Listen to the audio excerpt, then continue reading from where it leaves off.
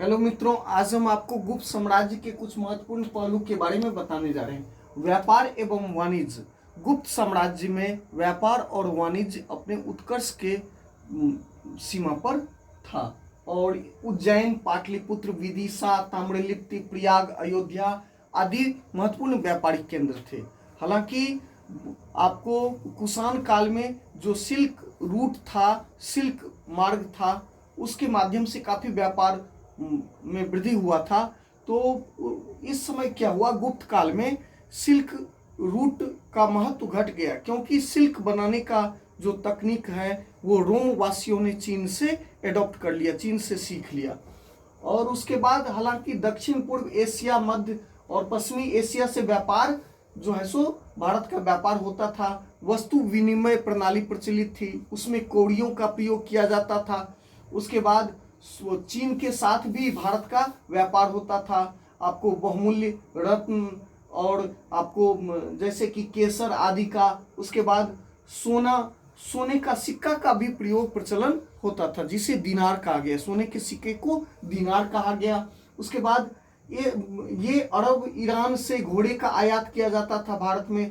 निर्यात में मलमल, रेशमी वस्त्र, मसाला, वस्त्र उद्योग काफी प्रचलित था। सबसे महत्वपूर्ण जो उद्योग था मित्रों, वो वस्त्र उद्योग था। बड़ौच, ताम्रलिप्ति, सोपारा आदि महत्वपूर्ण बंदरगाह था। और गुप्त काल में सर्वाधिक सोने का सिक्का आपको जारी किया गया, क्योंकि हम आपको बताते हैं इसके बारे में कि सबसे शुद्ध सोने का सिक्का कुषाण काल में चलाया गया, लेकिन सोने का जो सर्वाधिक सोने का सिक्का है वो गुप्त काल में ही चलाया गया। उसके बाद सामाजिक स्थिति।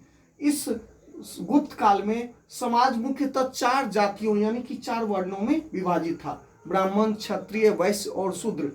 ह्वेनसांग ने आपको क्षत्रिय के पुरुषार्थ और पराक्रम का काफी प्रशंसा किया है। उसके बाद इस समय जो है सो ब्राह्मण का जो धर्म था वो अपने जो है सो पूजा पाठ, वेद, आहुति, यज्ञ, विधान, अनुष्ठान का कार्य करते थे। इस समय कुछ गोत्र का भी उल्लेख मिलता है मित्रों, जैसे पराशर गोत्र, उग्र, अछूत को अंत्यज भी कहा जाता था। कायस्थ का भी इसी समय में उल्लेख मिलता है। कायस्थ लेखनी और गणना में, आपको आलेख में, गणना में, लेखनी में कायस्थ जो लोग हैं वो काफी दक्ष माने गए। नारद ने 18 प्रकार के दास का वर्णन किया है। पुरुष प्रधान समाज, उस समय का जो समाज था, यानी कि गुप्त काल का साम्राज्य पुरुष प्रधान समाज था। हालांकि स्त्रियों का भी सम्मानजनक स्थिति था, परंतु प्रथम सती होने का प्रमाण यानी कि सती प्रथा का प्रथम प्रमाण 510 ईस्वी में भानुगुप्त के एरन अभिलेख में गोपराज की पत्नी जो सती हुई थी उसका उल्लेख है। 510 ईस्वी में सती प्रथा का प्रथम प्रमाण भानुगुप्त के एरन अभिलेख में मिलता है, जिसमें गोपराज की पत्नी सती हुई थी। विवाह की आयु 13 से 14 वर्ष निर्धारित किया गया था। हालांकि बाल विवाह, बहु विवाह और पर्दा प्रथा मुख्यतः आपको उच्च वर्णों में ही प्रचलित था।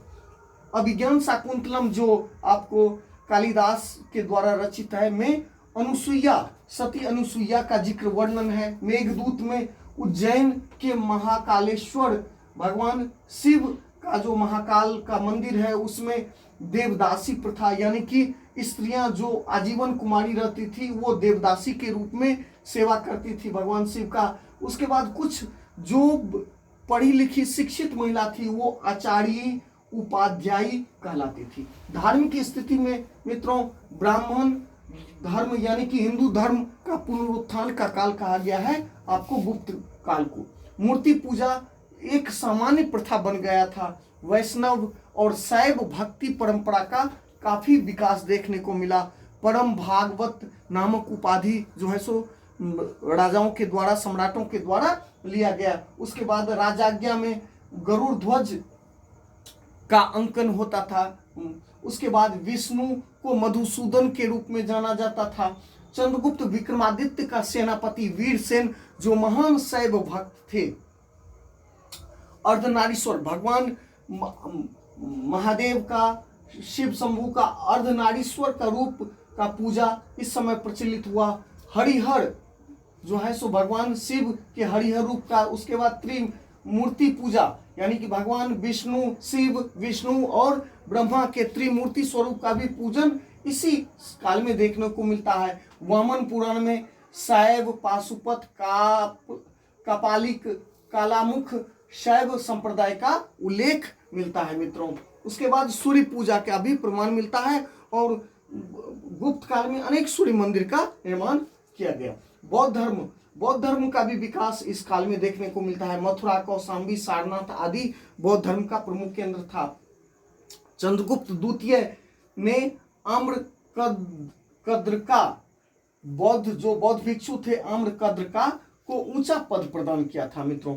माध्यमिक और योगाचार संप्रदाय का विकास आपको इसी काल में हुआ। बौद्ध धर्म के अंतर्गत माध्यमिक और योगाचार संप्रदाय का विकास हुआ।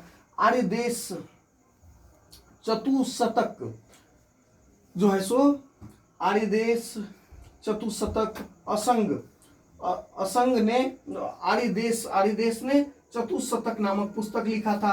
असंग ने महायान संग्रह, उसके बाद योगाचार, भूमि शास्त्र, महायान सूत्रालंकार नामक पुस्तक लिखा था। जैन धर्म का भी विकास आपको गुप्त साम्राज्य में देखने को मिलता है। इसमें मथुरा में 313 ईस्वी और वल्लभी 453 ईस्वी में जैन सभाएं आयोजित की गई।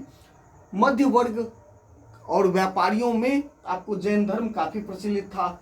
इस समय दर्शन का भी विकास देखने को मिलता है। सांख्य दर्शन, योग दर्शन, न्याय दर्शन, वैशेषिक, उसके बाद पूर्व मीमांसा, उत्तर मीमांसा, वेदांग की रचना, वेदांग कुल 6 है, शिक्षा, कल्प, व्याकरण, निरुक्षण, ज्योतिष आदि का भी निर्माण इसी काल में हुआ। थैंक यू मित्रों, बहुत बहुत धन्यवाद।